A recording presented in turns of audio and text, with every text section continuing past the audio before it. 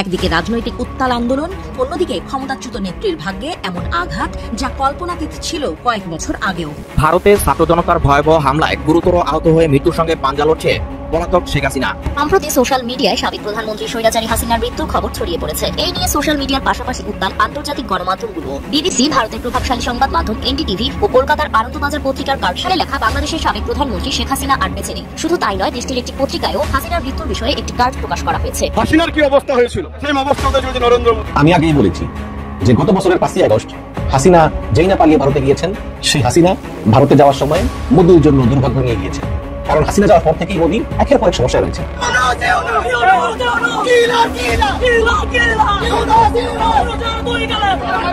New ইয়র্কে doctor ইউনূসকে ঘিরে শুরু হয়েছে তুমুল উত্তেজনা।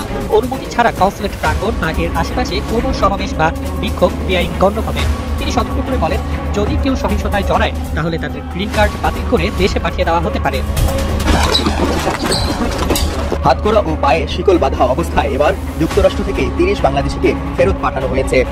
পরামর্শটা সুন্দর, আমি একটা মাশাআল্লাহ ট্রাম্পের উপরে মুখ লাগে। আমেরিকা বাংলাদেশকে যে পরামর্শ দিয়েছে এটা আমাদের জন্য ভালো। মাত্র 6 দিন পরই আবারও অশান্তির আগুন ভারতের সেভেন সিস্টার্সে। এবার সরাসরি আঘাত এসেছে ভারতীয় সেনাবাহিনীর উপর।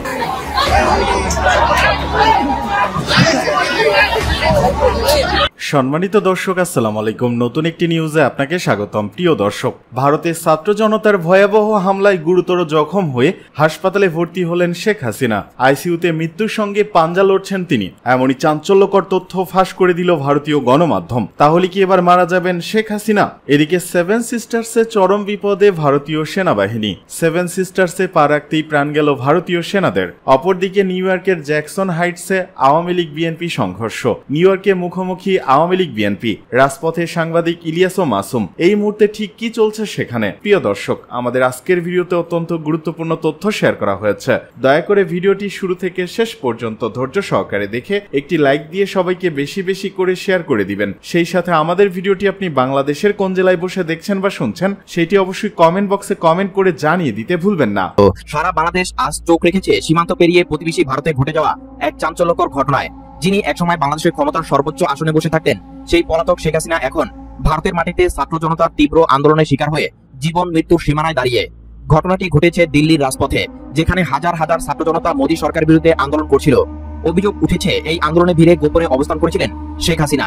ভারতীয় নিরাপত্তা সংস্থা তাকে নিরাপদে রাখার চেষ্টা করলেও ক্ষুব্ধ ছাত্র জনতা হঠাৎই তার গাড়ি বহরে হামলা চালায়। মুহূর্তের মধ্যে পরিস্থিতি নিয়ন্ত্রণের বাইরে চলে যায়। ভাঙচুর, ইটপাটকেল আর লাঠির আঘাতে রক্তাক্ত হয়ে পড়েন শেখ হাসিনা। চোখের সামনে ঘটতে থাকা এই ঘটনাকে অনেকে বর্ণনা করেছেন ভারতের ইতিহাসে এক নজিরবিহীন মুহূর্ত হিসেবে। কারণ ভারতের ছাত্র আন্দোলনের টার্গেট ছিল কেন্দ্রীয় সরকার, কিন্তু ক্ষোভের বহিঃপ্রকাশ এসে পড়ল বাংলাদেশ থেকে পালিয়ে আসা এক সাবেক প্রধানমন্ত্রীর উপর। স্থানীয় হাসপাতাল সূত্রে জানা গেছে, শেখ হাসিনার মাথায় ও বুকে গুরুতর আঘাত লেগেছে। তাকে দিল্লির ISIMS হাসপাতালে নিবিড় পরিচর্যা কেন্দ্রে রাখা হয়েছে। চিকিৎসকরা বলছেন অবস্থা অত্যন্ত সংকটজনক। এদিকে খবরটি ছড়িয়ে পড়তে বাংলাদেশে নেমে এসেছে তীব্র প্রতিক্রিয়া। ঢাকার রাজপথে মানুষ জড়ো হতে শুরু করেছে। সামাজিক যোগাযোগ মাধ্যমে চলছে তর্ক বিতর্ক। এক পক্ষ বলছে জনগণের রোষ থেকে পালিয়ে কেউ রক্ষা পায় না, অন্য পক্ষ আবার এটিকে মানবিক সংকট হিসেবেই দেখছে। সবচেয়ে বড় আলোচনার কেন্দ্রবিন্দুতে আছেন বাংলাদেশের সেনাপ্রধান ওয়াকারুজ্জামান। তিনি দুপুরে সেনা সদর দপ্তরে এক সংবাদ সম্মেলনে এই প্রসঙ্গে মুখ খোলেন। সেনাপ্রধান বলেন, যে নেতা নেত্রী হোক না কেন, তিনি যদি বাংলাদেশের নাগরিক হন, তার নিরাপত্তা নিশ্চিত করা আমাদের নৈতিক দায়িত্ব। শেখ হাসিনা যেভাবেই দেশ ছেড়ে পালিয়ে থাকুক না কেন, বিদেশের মাটিতে তিনি যদি মৃত্যুর সঙ্গে লড়াই করেন, তবে বাংলাদেশের জনগণ নিশ্চয়ই উদাসীন থাকতে পারে না। ওয়াকারুজ্জামান আরো ইঙ্গিত দিয়েছেন যে বাংলাদেশ সরকার চাইলে ভারতের সঙ্গে আলোচনায় বসে শেখ হাসিনার চিকিৎসা বা দেশে ফেরানোর ব্যাপারে পদক্ষেপ নিতে পারে। তবে তিনি একই সাথে কড়া সুরে বলেন, এটা পরিষ্কার করতে চাই, শেখ হাসিনার বিরুদ্ধে যে অভিযোগগুলো দেশে গঠন হয়েছে সেগুলো অক্ষুণ্ণ থাকবে। তিনি আইনের মুখোমুখি হবেনি, কিন্তু এর মানে এই নয় যে আমরা তাকে মরতে দিব। ভারতের পরিস্থিতিও কম অস্থির নয়। ছাত্র জনতার হামলার পর থেকে দিল্লি ও আশপাশের টানটান উত্তেজনা বিরাজ করছে। মোদী সরকার এখন কঠিন চাপে, কারণ শেখ হাসিনা ভারতের মাটিতে আশ্রয় নিয়েছিলেন ভারতের প্রত্যক্ষ অনুমতি নিয়ে। ফলে তার উপর এ ধরনের হামলা ভারতের ভাবমূর্তিতেও আঘাত করেছে। আন্তর্জাতিক মহল উদ্বিগ্ন হয়ে পড়েছে। ইউরোপীয় ইউনিয়ন ও জাতিসংঘের কয়েকজন কূটনীতিক ইতিমধ্যে ভারত সরকারের কাছে রিপোর্ট চেয়েছেন শেখ হাসিনার বর্তমান অবস্থা নিয়ে। বাংলাদেশের ভিতরে প্রতিক্রিয়া আরো তীব্র। বিরোধী শিবিরের নেতারা বলছেন, এটাই প্রমাণ করে যে জনগণের অভিশাপ থেকে কেউ বাঁচতে পারে না। অন্যদিকে আওয়ামী লীগের ভগ্নাংশ যেটুকু সংগঠিত আছে তারা এখন দিশেহারা। তাদের অভিযোগ, শেখ হাসিনাকে পরিকল্পিতভাবে টার্গেট করা হয়েছে। এই ঘটনার মধ্যে একটি বিষয় স্পষ্ট হয়ে উঠেছে, যে আন্দোলনের জোয়ার একবার জনগণের হৃদয়ে জন্ম নেয়, তা সীমান্ত মানে না। শেখ হাসিনা বাংলাদেশের ভিতরে যে আন্দোলনের মুখে দেশ ছাড়তে বাধ্য হয়েছিলেন, আজ সেই আন্দোলনের প্রতিধ্বনি ভারতের রাজপথেও প্রতিফলিত হলো। শেখ হাসিনা এখনো দিল্লির হাসপাতালে মৃত্যুর সঙ্গে লড়াই করছেন। তার ভাগ্যে কি দাঁড়াবে সেটা নির্ভর করছে চিকিৎসকদের উপর। তবে রাজনীতি যে নতুন মোড় নিতে যাচ্ছে তা নিয়ে কোনো সন্দেহ নেই। বাংলাদেশের ইতিহাসে এই অধ্যায় হয়তো লেখা হবে সবচেয়ে নাটকীয়ভাবে। সম্প্রতি সোশ্যাল মিডিয়ায় সাবেক প্রধানমন্ত্রী স্বৈরাচারী হাসিনার মৃত্যুর খবর ছড়িয়ে পড়েছে। এই নিয়ে সোশ্যাল মিডিয়ার পাশাপাশি উত্তাল আন্তর্জাতিক গণমাধ্যমগুলো। বিবিসি, ভারতের প্রভাবশালী সংবাদ মাধ্যম এনডিটিভি ও কলকাতার আনন্দবাজার পত্রিকার কার্ড শেয়ার করা হয়েছে বেশ কিছু আইডি ও ফেসবুক পেজ থেকে। সেখানে লেখা বাংলাদেশের সাবেক প্রধানমন্ত্রী শেখ হাসিনা আর বেঁচে নেই। শুধু তাই নয়, দেশটির একটি পত্রিকায়ও হাসিনার মৃত্যুর বিষয়ে একটি কার্ড প্রকাশ করা হয়েছে। তবে সত্যি কি মারা গেছেন স্বৈরাচারী হাসিনা? 5ই আগস্ট পদত্যাগ করে দিল্লিতে পালিয়ে যান হাসিনা। তবে সেখানে থেকেও হাসিনা দেশকে অস্থিতিশীল করার কার্যক্রম প্রতিনিয়ত চালিয়ে। আমি আগেই বলেছি যে গত বছরের 5ই আগস্ট হাসিনা যেই না পালিয়ে ভারতে গিয়েছেন, সেই হাসিনা ভারতে যাওয়ার সময় মোদির জন্য দুর্ভাগ্য নিয়ে গিয়েছেন। কারণ হাসিনা যাওয়ার পর থেকেই মোদি একের পর এক সমস্যায় রয়েছেন। এখন আপনারা জানেন যে প্রথম শ্রীলঙ্কা, তারপর বাংলাদেশ, তারপর নেপালে জেনজিদের বিক্ষোভে সরকারের পতন হয়েছে, সরকার পরিবর্তন হয়েছে। এখন ঠিক একইভাবে মোদিকে হঠাৎও এই জেনজিদের বিক্ষোভ করার ডাক দিলেন রাহুল গান্ধী। রাহুল গান্ধী বলেছেন যে এই একনায়ক তান্ত্রিক স্বৈরাচার মোদিকে হটানোর জন্য যারা তরুণ আছে, এই জেনারেশন জেনজি, তারা তোমরা বিক্ষোভ শুরু করো। তো আমি যুগান্তর থেকে পড়ি যে ভারতের শাসক দল বিজেপির বিরুদ্ধে ভোট চুরির অভিযোগ করার পর রাহুল গান্ধী এবার নরেন্দ্র মোদী সরকারকে হটাতে তরুণ ভোটার এবং জেনজিদের প্রতি আহ্বান জানিয়েছেন। বৃহস্পতিবার সামাজিক মাধ্যম এক্স হ্যান্ডেলে লোকসভায় বিরোধী দলীয় নেতা রাহুল গান্ধী আহ্বান জানান। এই পোস্টের পাল্টা জবাবে বিজেপি বলেছে বাংলাদেশ ও নেপালের মতো পরিস্থিতি ভারতেও তৈরি করার অপচেষ্টা চালাচ্ছে কংগ্রেস। দিল্লিতে এক সংবাদ সম্মেলনে নির্বাচন কমিশনের সমালোচনা করে রাহুল গান্ধী বলেন যে শুধু ভোটার তালিকায় গোলমাল তাই নয়, বরং ভোটার তালিকা থেকে বেছে বেছে কংগ্রেস সমর্থক, দলিত, আদিবাসী এবং ভোটারদের ভোট মুছে দেওয়া হয়েছে। তাই সংবিধান রক্ষা এবং ভোট চুরি রোধে ভারতের জেনজিকে নির্ণায়ক ভূমিকা পালনের আহ্বান জানাই আমি। এবং তিনি লিখেছেন, দেশের যুবক, ছাত্রছাত্রী, জেনজি এই ভারতের সংবিধান রক্ষা করবে, গণতন্ত্রকে বাঁচাবে এবং ভোট চুরি রুখবে। আমি সবসময় তাদের পাশে আছি, ছিলাম, থাকবো। এবং দর্শক, এই সময় এসে এই জেনজিদের কাছে আন্দোলনের মাধ্যমে বাংলাদেশ, নেপাল বা শ্রীলঙ্কা স্টাইলে আন্দোলনের মাধ্যমে মোদীকে হটানোর যে আহ্বান জানিয়েছে রাহুল গান্ধী, এটা অত্যন্ত তাৎপর্যপূর্ণ। কেননা মাত্র কয়েকদিন আগে নেপালের এই জেনজি দুর্নীতি এবং একাধিপত্যের বিরুদ্ধে প্রতিবাদ রাস্তায় নামে এবং ক্ষমতাচ্যুত হয়ে পালিয়ে যায় কেপি শর্মা ওলি। এবং ঠিক তার 1 বছর আগে বাংলাদেশে এই জেনজি রাস্তায় নামে এবং ভারতে পালিয়ে যায় স্বৈরাচার হাসিনা। তো এই কারণেই নরেন্দ্র মোদী খুব বিরক্ত এবং খুব ভয় আছে, কোনো সন্দেহ। প্রধানমন্ত্রী নরেন্দ্র মোদীর সফরের মাত্র 6 দিন পরই আবারও অশান্তির আগুন ভারতের সেভেন সিস্টার্সে। এবার সরাসরি আঘাত এসেছে ভারতীয় সেনাবাহিনীর উপর। মণিপুরের বিষ্ণুপুর জেলায় সশস্ত্র দুষ্কৃতিকারীদের অতর্কিত হামলায় 33 আসাম রাইফেলসের 2 সদস্য নিহত এবং আহত হয়েছেন 4 জন। এই ঘটনায় মণিপুর সহ গোটা সেভেন সিস্টার্স জুড়ে নতুন করে ভয় আর জল্পনা কল্পনার ডালপালা মেলেছে।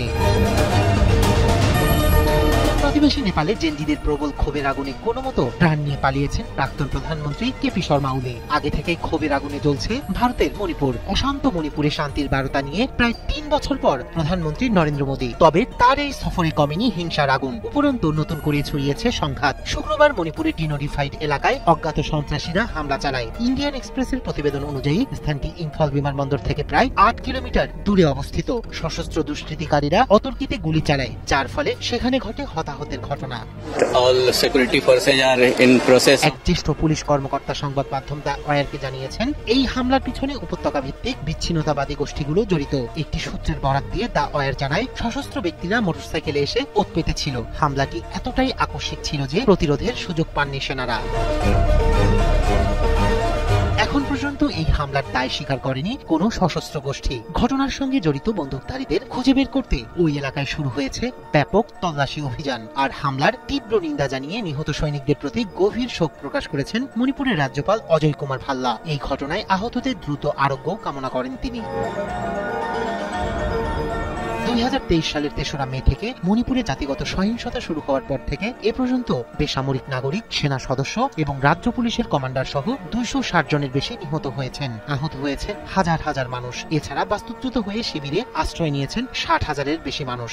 এই দীর্ঘস্থায়ী সংঘাতের ফলে ঘটেছে ব্যাপক অগ্নিসংযোগ, গ্রাম ধ্বংস এবং পুলিশ ও আধা সামরিক বাহিনীর অস্ত্রাগার থেকে অস্ত্র লুটপাটের ঘটনা। কংগ্রেস, তৃণমূল কংগ্রেস সহ বিরোধী দলগুলো বলছে, অশান্ত মণিপুরকে শান্ত করার কোনো পথ খুঁজে পায়নি কেন্দ্রের বিজেপি সরকার।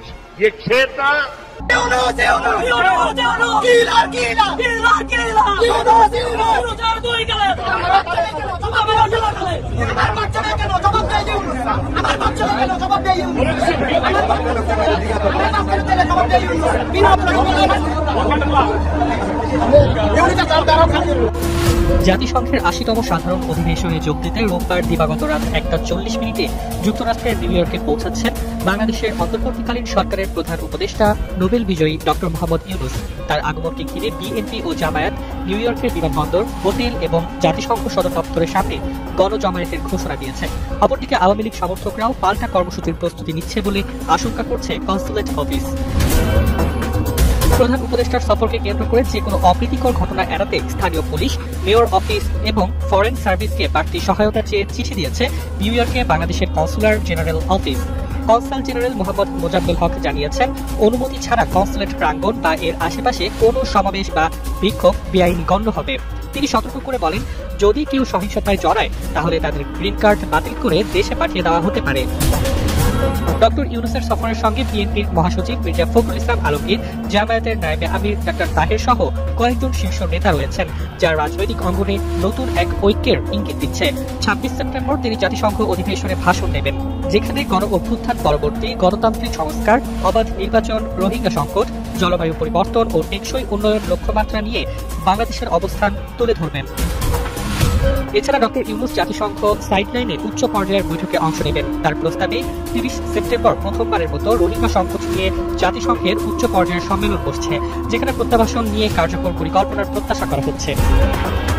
কনসুলেট অফিস জানিয়েছে, ডক্টর ইউনূসের নিরাপত্তার দায়িত্বে যুক্তরাষ্ট্র প্রশাসন থাকলেও রাজনৈতিক সহিংসতা ঘটলে কঠোর ব্যবস্থা নেওয়া হবে।